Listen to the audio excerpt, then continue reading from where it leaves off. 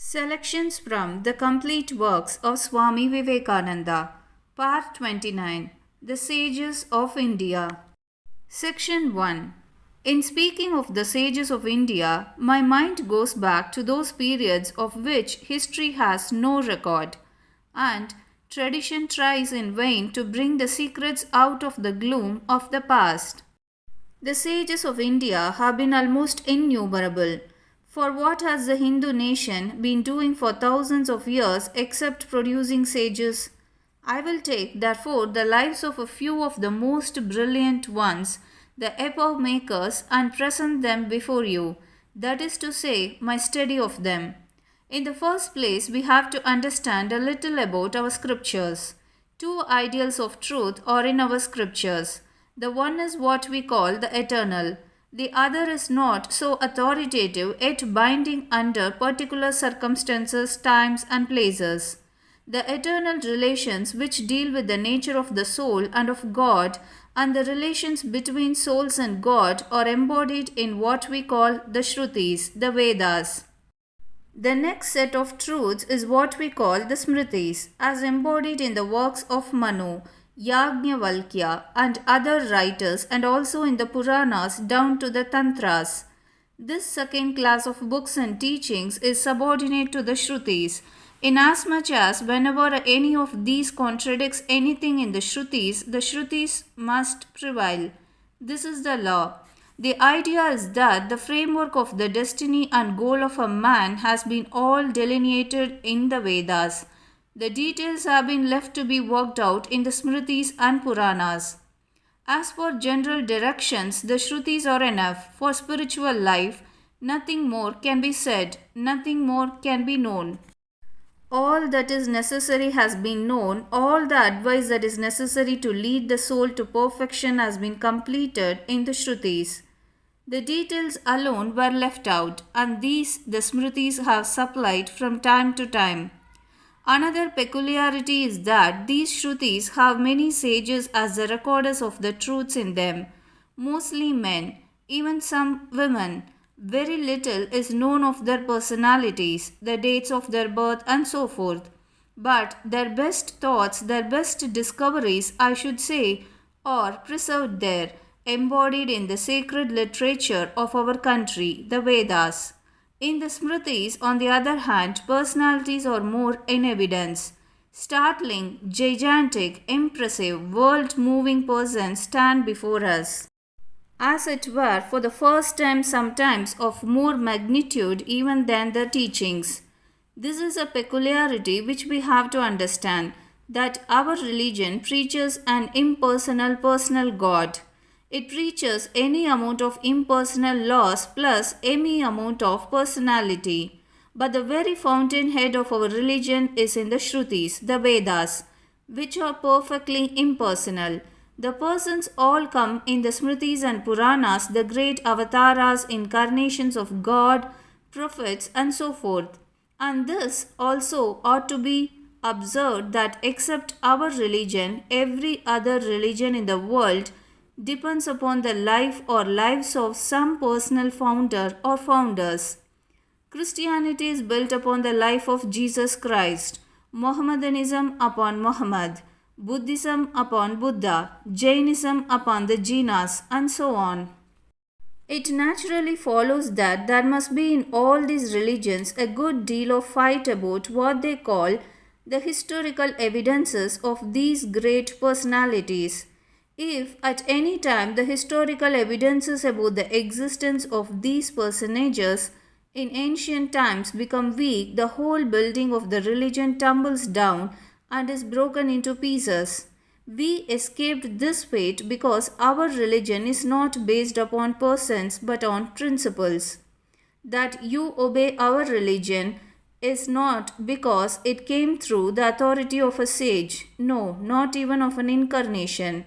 Krishna is not the authority of the Vedas, but the Vedas are the authority of Krishna himself. His glory is that he is the greatest preacher of the Vedas that ever existed. So with the other incarnations, so with all our sages. Our first principle is that all that is necessary for the perfection of man and for attaining unto freedom is there in the Vedas. You cannot find anything new.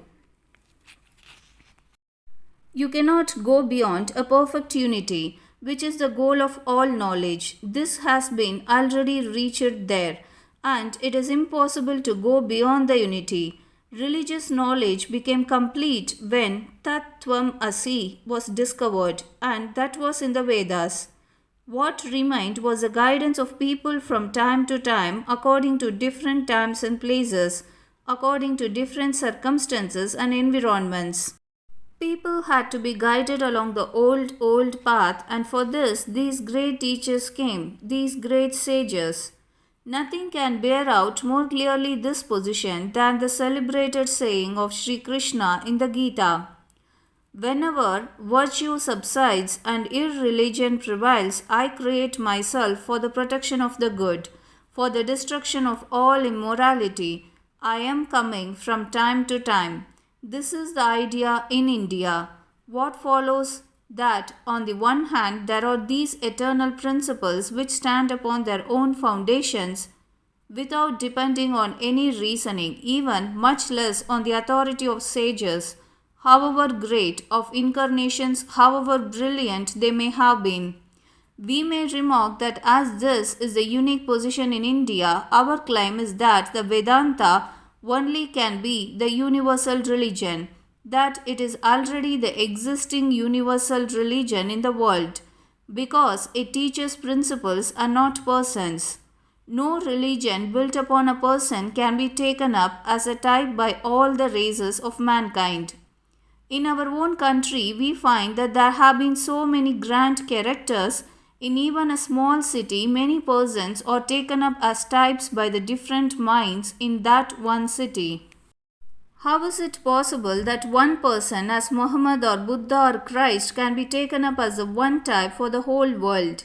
Nay, that the whole of morality, ethics, spirituality, and religion can be true only from the sanction of that one person and one person alone.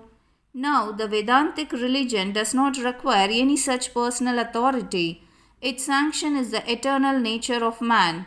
Its ethics are based upon the eternal spiritual solidarity of man, already existing, already attained, and not to be attained. On the other hand, from the very earliest times, our sages have been feeling conscious of this fact that the vast majority of mankind require a personality. They must have a personal God in some form or other.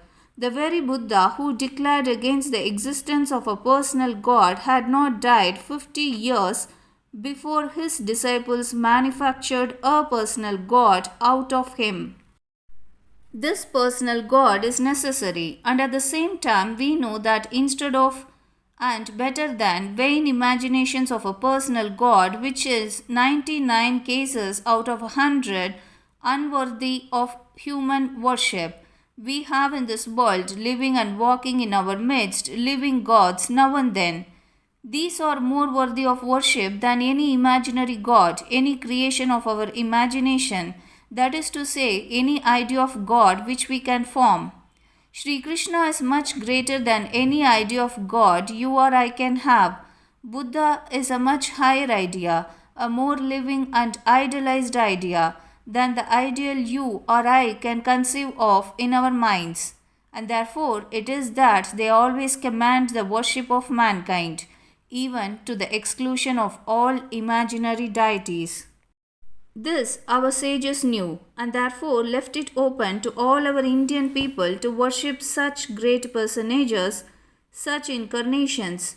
Nay, the greatest of these incarnations goes further.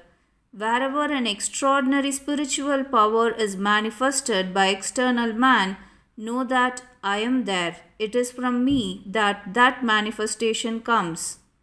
That leaves the door open for the Hindu to worship the incarnations of all the countries in the world. The Hindu can worship any sage and any saint from any country whatsoever. And as a fact, we know that we go and worship many times in the churches of the Christians and many times in the Mohammedan mosque, and that is good. Why not? Ours, as I have said, is a universal religion.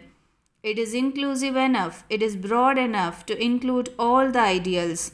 All the ideals of religion that already exist in the world can be immediately included, and we can patiently wait for all the ideals that are to come in the future to be taken in the same fashion, embraced in the infinite arms of the religion of the Vedanta.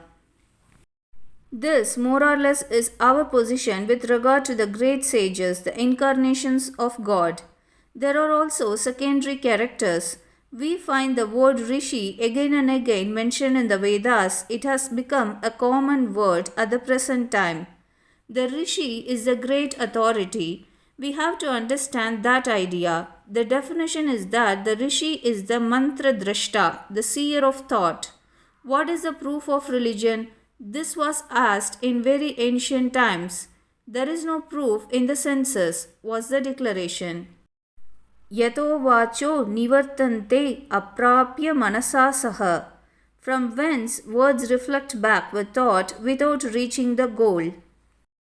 Na tatra chakshur gacchati, na vagra gacchati no manaha.